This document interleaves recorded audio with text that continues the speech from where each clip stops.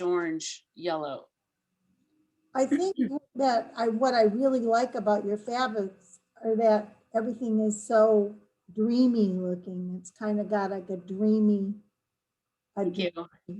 look to it, you know, very soft. I mean, I can imagine lingerie being made out of that. It's just got this nice, like, angel look to it or something, you know. Thanks. Yeah. Yeah, I mean, this is all mostly, this stuff is all just pieces that I make, you know, it's not like my work that would go in a gallery, if you will, you know. That's more like mandalas and stuff like that. That's why I was going to show you my slide. I was going to show you some of the stuff I've been working on lately, which is one of the things from the I guess you could say from the pandemic that has inspired me, because uh, I was like working on trying to figure out what I'm doing, you know, like how I can, I guess, create work without having like a show to like make me feel like I've got this, you know, thing going, like I'm putting this intention in for a reason, you know. And so I was kind of struggling with that. And my boyfriend was just like, well, I don't, you know, he doesn't understand. He's like, I don't understand why that you need that. And it's just like something that I guess I've always had as my flow.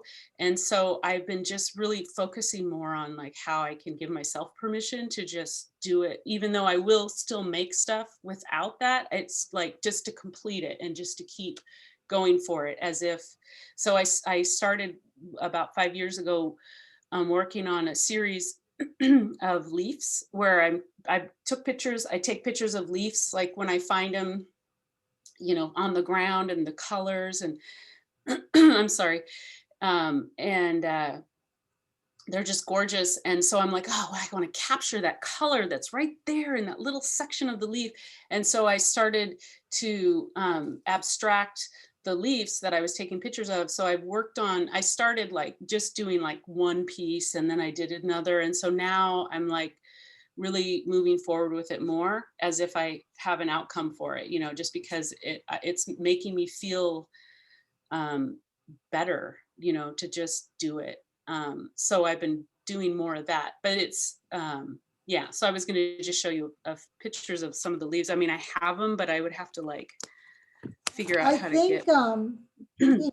As textile artists, you know, we have to give ourselves permission to just make the fabric without making an actual thing out of it. And that was my whole thing before, because people would say, oh, you need to be in a show. And I'd say, oh, I don't have anything that could be in a gallery show. I mean, none of my work would fit into a gallery show. And I don't know, it just really took the work of one curator to say, yes, you have some stuff that can go in a show. Just let me have your fabric. Yeah. Say, no, I don't have anything. I just make scarves, and that's not fine art. So, you know, it's hard to do fine art. And I understand this because I was a gallery owner before this. Yeah. I owned 3 galleries, and it was always difficult to curate and include textiles into an exhibit. It's a hard thing to show textiles because, you know, a piece of fabric that's just hanging can look like an old dish rag because of what the patterning looks like on it, unless the presentation is done to make it work. Right. So that's kind of a difficult thing, you know, but I mean, you look into these pieces, and I mean, you look and you see the beauty of the actual piece of fabric, which is art, you know, and you know. Well, I mean, it seems like there's also like a renaissance or whatever of textile art, because I mean, at least in Portland, I feel like there's a lot of textile artists, and be it weavers or, you know, whatever, embroidery or macrame or dyeing, you know, whatever it is. It just seems like there's a lot more appreciation for that. And I remember in college, it was like the big discussion, because I was in a building, the ceramic metal art building. And so we had the, you know, the ceramicists, and it was always the discussion, is it craft or is it art? You know, and it's like, well, you know, because the ceramicists are making cups and stuff, you know, and whatnot. But then they would also make these sculptures. And um, yeah, it's just interesting. And when I started showing, people would be like, you know, what, they didn't understand what even, because, you know, the rusting was all like really under, you know, under serviced or whatever, you know, nobody had really seen it. And they were like, well, how did you paint that on there? And, you know, they didn't even understand that it was printed. It was simpler than they thought. Because they'd be like, how did you paint all that? All those little bleed lines and everything. So I guess it's just like a lot of um, development to come, or has been coming. So do you have any things that you really want to try that you want to work on and develop? Yeah, I do embroidery, and I started by just taking brass thread from like this piece of metal organza.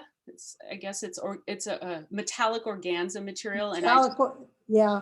yeah, I would take the thread off, and then I would put it in a needle and thread and embroider. And so that was kind of what I did for a while.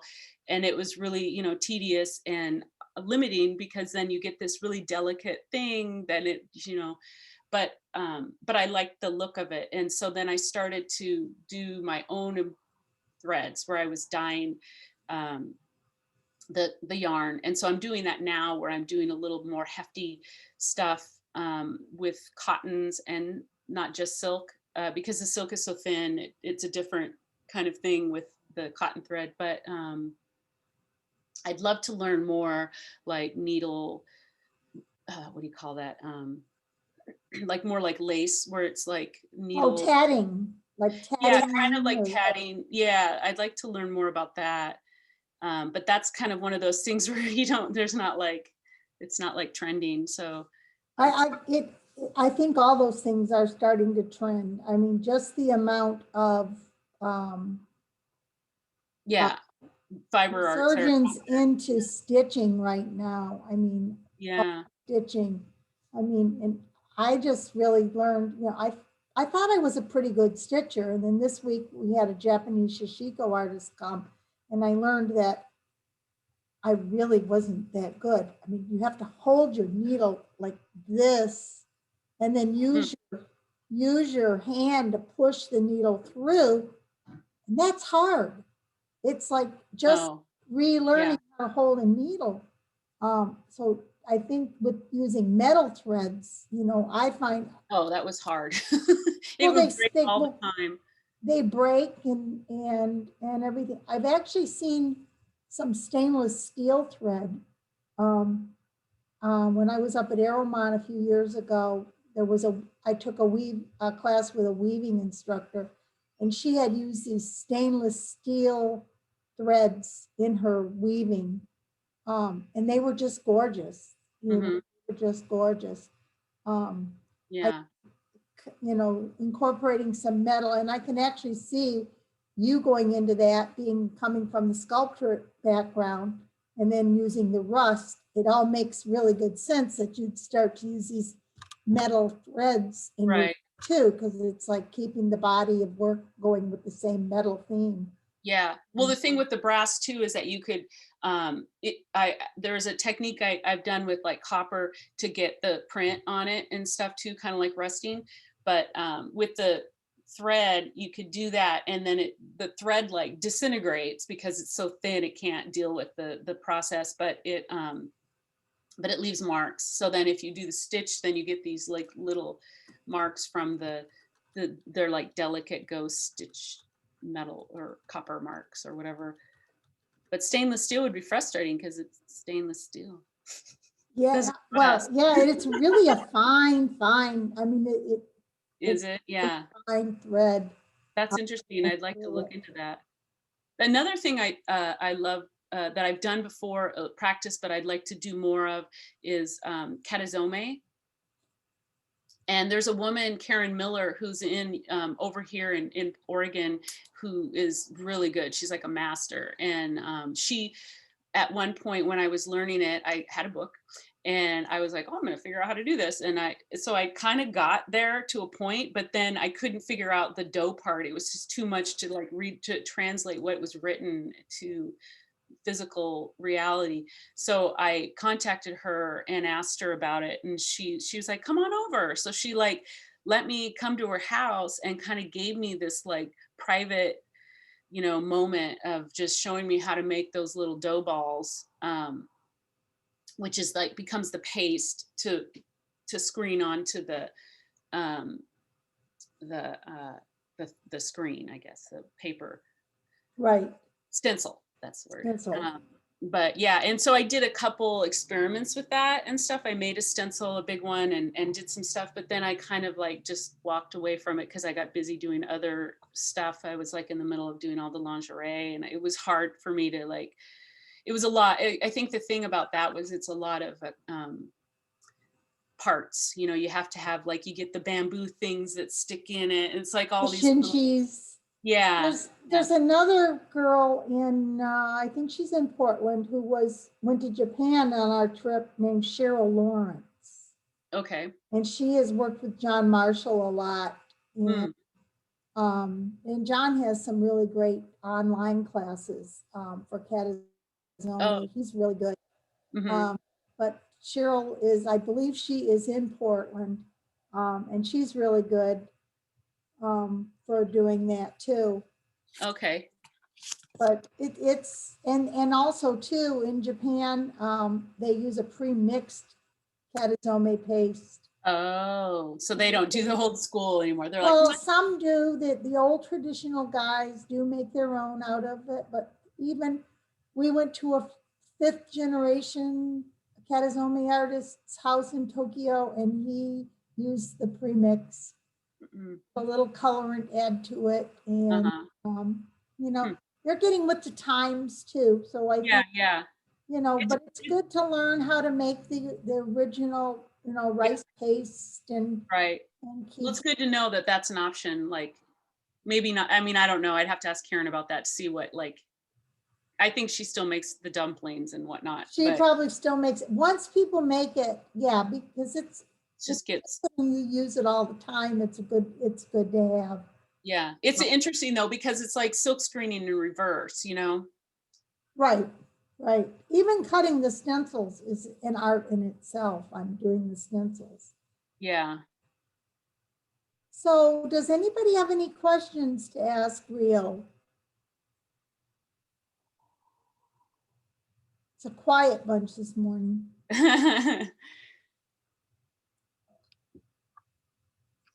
So with everything, I mean, we're still on schedule for your class in August. There's a few people that are on here that are signed up for the class. Nice. So I think they're all looking forward to coming and working, and yeah, I'm excited to get going with teaching. I'm looking forward too, because this is a new, it's a new thing for me working with the rust. Rhonda wants to know, what is the name of your Etsy store? Raw Textiles. And I think it's just all one word.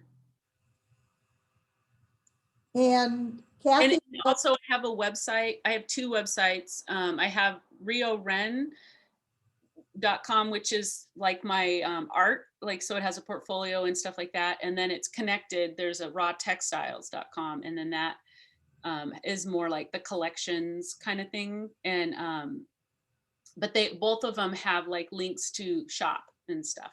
So if you're interested in that. Yeah. Kathy says she's going to be watching for your book. Is it on rusting? Yeah, it's so it's, I'm glad you asked. It's kind of like an inspirational memoir type of situation. And but I do kind of like guide, I guess. I do give tips and stuff about, it's not really about like necessarily dyeing. It's kind of for any person who's creative. And it's going to be called The Spirituality of Rust. And so that's the premise of it.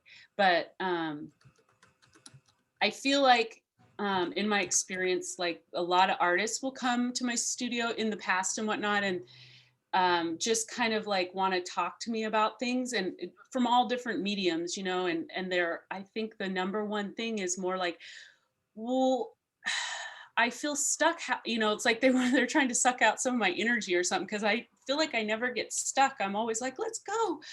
I just feel like I'm filled with this something that excites me, and it has to do with nature, and so I feel like it would be really cool to like get that into people, because um it seems like I was saying, the renaissance of textiles and everything, and there's been a renaissance of a lot of things. I mean, there's like a, I don't want to offend anybody, but there's, a lot of people out there are trying to find balance, and there's like witchcraft is trending, and yoga and all kinds of things that perhaps have to do with finding balance. And so I think that like having something that fills you with joy and something that is a constant flow of inspiration that feeds you is a good way to perhaps find some balance or tap into that, and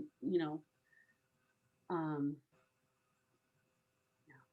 garner some of that inspiration or the beauty. I don't know, it's hard to it's hard to say How, without sounding like a dork. Too how, much. how do you work in your studio every day?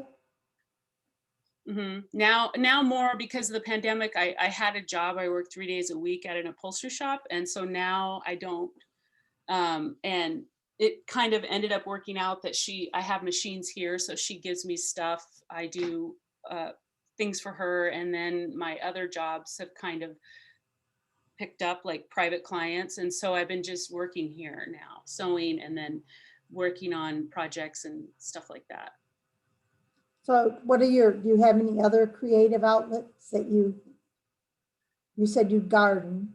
Yeah, I garden and dance, which like I said, I haven't really been doing that as much. And a lot of the dancing I feel like I've been doing lately is more like, going to a club, but there isn't any of that. Right. I wouldn't even say it's a club. It's like their events where they have live musicians come, and they do like DJs, but they play like live instruments when they do it. So it's like a really sacred type of thing, more than just DJ spinning a record. But that really hasn't been going on. But How is Portland opening up right now? it's starting. Actually, we went to a thing at the park the other day. It was a dance event, and it was like out in Mount Tabor Park. And there was probably like 200 people there, and mostly younger people, but all types of people. I guess once the sun goes away, then My instructor serious who people came sick. from my instructor who came from Pennsylvania this week was blown away. He was like walking around with his eyes open going, oh my God. Because it's so open there. I can't believe this. This is not Pennsylvania. Yeah. You're not in Pennsylvania anymore. And we were laughing so hard at him. We took him to a gallery show, and he's like, I haven't been to a gallery show in like forever. Mm-hmm. I thought he, being Japanese, I thought he was going to be a real stickler over wanting everybody to wear a mask. Mm. And he wasn't. He wasn't, as much of a stickler as I thought he was going to be. But he was just blown away because things down here, he kept saying, it's not even like there was ever a COVID. And of course, I think that where my studio is, it can be a little deceiving because I'm surrounded by these water club bars and restaurants. Yeah. It's like the crazies are still wandering around. Nobody wears masks inside. They've just lifted the CDC. Oh, okay. That So they requirement. We were requiring, in the grocery stores, we're saying you had to wear masks, but I think even this week they came out and said, you've been vaccinated, you don't have to wear a mask at Publix anymore. Mm-hmm. I don't know what to think about that. I probably will wear mine in Publix for a while still, and in places that I go to, just for a little while longer. Mm-hmm. We've been cutting back in the studio, and Yeah. some people, at the last class we had, we said, we took a poll and we said, if even one person wants us to wear a mask, we'll wear a mask. And so the first day, one person said, yes, I'd prefer it if everybody wore a mask. So, and it was a 90-degree day. And everybody wore the mask. And the next day she came in and she said, you guys don't have to wear the mask anymore. Double up. And so she wore 2 masks and everybody else was like, oh God, we're so glad, because it was really hot. Yeah, it's hard when it's warm. Does anyone else have any questions for Rio?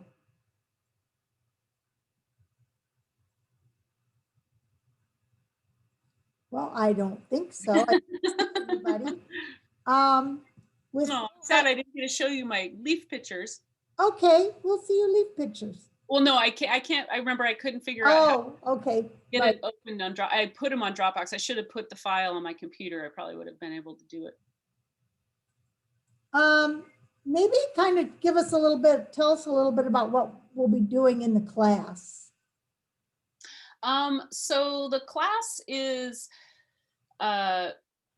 basically, I like to focus on making samples to begin with, and then formulating what like you want to brew up with it after. And with this, there's going to be rusting, and so there'll be the preparation of the tannins, and then seeing what the different results are, the reactions, and then there's going to be soy milk in there. And I kind of like it to be democratic, so I will probably ask people if they're going to want to focus on printing more or just more about shibori, and then kind of see where it goes from there, because it could go 2 ways. I mean, we could try to split it, but I don't know if doing too much would make it more like not enough time to spend on developing one kind of thing versus the other. But so we make soy milk, and then we prepare everything, and then there's going to be actual rusting. And the process with the rusting is a lot quicker when you use the tannins. So it'll be a lot of maybe the first 2 days will be like I said, setting up the samples and then doing some experimentations. And then so by the 3rd day, you can kind of like develop something like real nice. Either it depends on, everybody has a different way to work, because some people like to do workshops, they like to just make samples and that's all they want to do the whole time, is make little things and just really feel, because it makes them feel safe maybe to explore in that way, versus saying, oh, I'm going to make this big thing at the end. And then some people like to make several bigger things, because they get really like, everybody's level is different. Because I feel like when I teach, I don't have like, oh, you have to be advanced or whatever. So I get all different types of people, and some people never have even done shibori, and some people are super good and they'll just like blow it away. They'll spend like a whole day just setting up a shibori for the next day. So I kind of try to play it by however the level of the people that are there. And then I mostly just kind of help assist people to like figure out how they might be able to make this visual thing happen with either shibori or rusting, or what steps to take to do that. Well, Viv asked, have you ever worked with Shifu? I'm sorry? Viv asked, Shifu papers? Oh, I haven't really done a lot of work with papers. I've done like tea bag paper and watercolor a little bit, but not really. What kind of paper is that?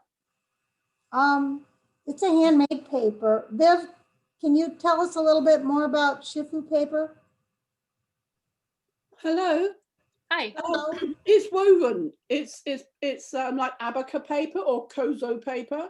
Oh, okay. It's torn into strips, and then you twist it like twine, like thread, and you can make, it's like linen. When it's woven, it's like linen.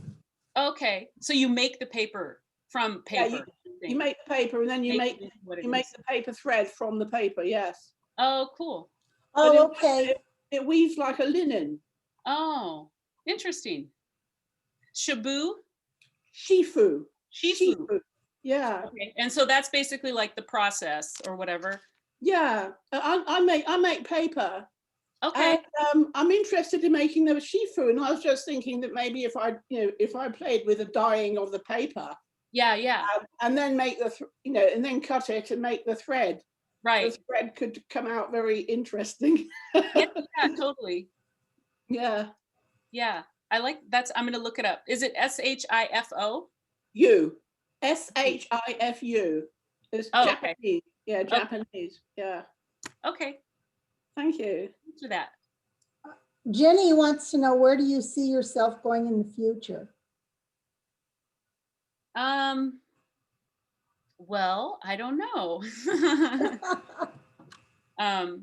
Well, I kind of, hopefully the book that I write will be received well, and then I can write a second one, because I have ideas for a second book that would be more more for textile artists, like more geared towards dyes and techniques and stuff.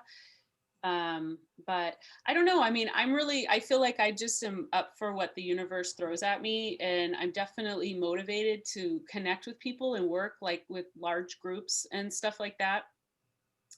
So I would be excited to take on projects and things like that. And Sherry wants to know, can you tell us a little bit more about your composting process? Yeah. So I guess it's, well, what should I say? It's similar to, like I was saying, it's similar to the eco printing in that it's, I'm using plants and I'm getting a print from the plant, but I would say it's different because I'm using mostly shibori. I'm not rolling it. And I'm mostly interested in getting an abstraction of the plant instead of like getting like, this is a maple leaf and I want to print this maple leaf like a photograph, and you know what I mean, or all these different leaves and stuff, which is fine.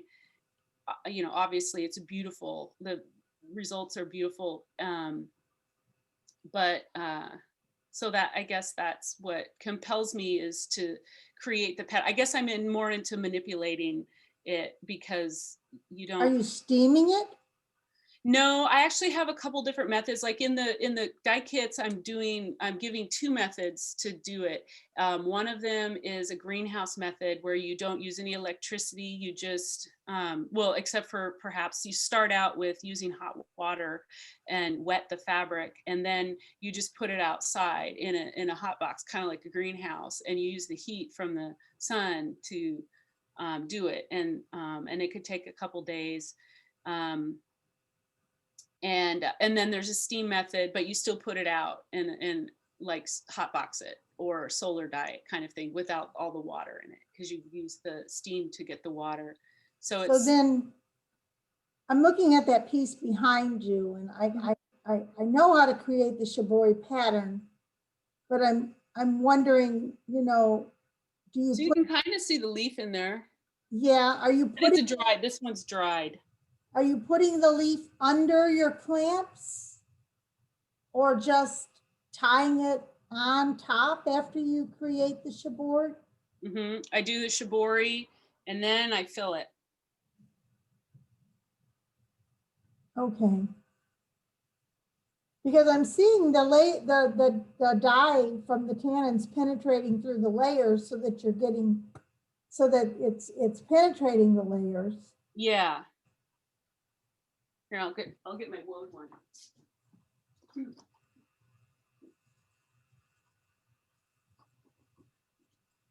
This is one I just did with woad. Oh, okay. And I've been trying to, with this one, I'm doing more like, I was trying to get some of the blues to come from it. I was doing it by using kind of like a reverse indigo vat, where I'd put lime in it. Okay. So it'd bring out some of the blues. So Sandy says, what kind of tea bag paper do you use? So she's tried her bags and they won't print. I'm sorry? She What said was the last? she's tried her bags and they won't print. Oh, well, I did a long time ago, I did this thing where I made a gigantic, well, I had a show that I did recycled. I was saving tea bags, like used tea bags from, you know, just whatever, tea. And let's see, what did I do? And then I went to the Tazo tea place here in Portland, and I asked them if they would donate tea because I was doing like this recycled fashion show. And so I made this big, huge skirt with like 1,700 used tea bags. And so I needed more tea bags and I wanted to make it a community thing. So I was like handing out tea. I'd have tea parties and get people to drink tea because I didn't want to just use the tea bags, you know, for, you know, and then have it be all like fake. So I was like, no, we're really drinking this tea. So, and so I collected all the tea bags and made the thing. So what happened was at the end of it, they gave me tea paper. So it's like a roll on these reams. And when they're done, they have like, there's still probably like, you know, 10 or 15 yards of tea paper left, but they take it off and throw it away. So they gave me those. So it's just tea paper that is on from the company, the Tazo tea company. So it's like what they use to make their tea bags with. The reason I asked is that a lot of tea bag paper is plasticized, and Oh, apparently Bigelow's is plasticized. So I saved all these bags and I will use them for something else, but it didn't give me any eco prints. oh, for printing. Yeah, I don't know. I mean, well, that's good that you experimented and figured that out. You know, that's part of the process. Um, yeah, I did actually was reading about a lot of that, like the different things that they use for tea bags. So I don't know what they did with the Tazo. Maybe it was, maybe they haven't. Yeah, I don't know. Well, they may be a brand that I'll try. So Yeah, so you're using the tea bag after, and then you just cut the little teeny tea bag open and you're yes. flattening it and sewing it. Okay. Yeah, try Tazo Coffee filters. or coffee filters. Yeah. It feels like the same type of paper as a coffee filter, the ream Yeah. of tea bag paper or whatever. Jill says that Harney tea bags are made from silk. Oh. Well, that's nice. That's fancy. So have you ever Nuno felted with your rusted silk? No, I've never felted. I've never woven either. And the funny thing is that I share a studio with a weaving studio, and he has like 20 looms. But I've never woven. It's interesting to me, but to me it's just like crazy, like all the little threads, and it just, something about it makes me feel a little anxious, but I appreciate it, you know, because well, for one, I know that it takes a lot of time and everything, and the results are beautiful, but yeah, it just, something about weaving makes me feel like I'd go berserk. Yeah, I have tried weaving it. I don't have the patience to sit. I can do tapestry weaving, but to just sit and, no, that's just too. Yeah, he has a thing where he'll set a loom up for people. The way he teaches is that people come in and they can say, oh, I want to make a rug. So he'll set the loom up, and then he has all this material that's like recycled or whatever that they can pick for the warp, I think is what it is. And then they just make on the loom, so that he does like part of the work. So you don't have to set up all those little teeny threads, which is probably the part that I'd go, So Debbie said you mentioned a book earlier. Can you remind her of the name? I'm sorry. The name of the book you mentioned earlier? Yeah, The Spirituality of Rust. And it's just, I mean, I'm just pitching it right now to agents. So hopefully it'll be published by the end of the year. And yeah, it's one of those things where you're like, am I done? I've never written a book. I never thought of myself as a writer. So I hope it's good. I think it'll be great. I can talk a lot. Yeah. If I can translate that onto paper, it might be something. Well, this has been really great. Thank you for having me. Speaking with you this morning, and I'm really looking forward to having you in the studio in August. If anybody's interested, we do have room in the class, and we'd love to have you join us. And and I will say that we might also, depending on how time-wise, we could also do some composting with the tannin. Yeah, that would be fun. Kind of tannin iron situation. Because if that could be something we could, maybe do, and then it would compost by the third day. Yeah, it doesn't take very long because tannin reacts very quickly with the iron. So and we'll definitely have the heat. Yeah. We'll definitely have the heat. Yeah. Bring your summer clothes and your sunscreen, and when is it hurricane season there? Not until September. Okay, good. Because not until September. I'm scared of that. Kim's laughing back there. She's going, oh, no, I see her up there. I can't hear you, Kim. Laughing. We do get some rain in August, so it could be the rainy season, but it'll be fine. Remind me of Portland. Yeah. Well, thank you for joining us, and everybody else, thank you. Have a wonderful Sunday, and it was really great talking to you. Yes, thank you. It was nice to talk to you guys. Thanks. Thanks. Bye-bye. Bye.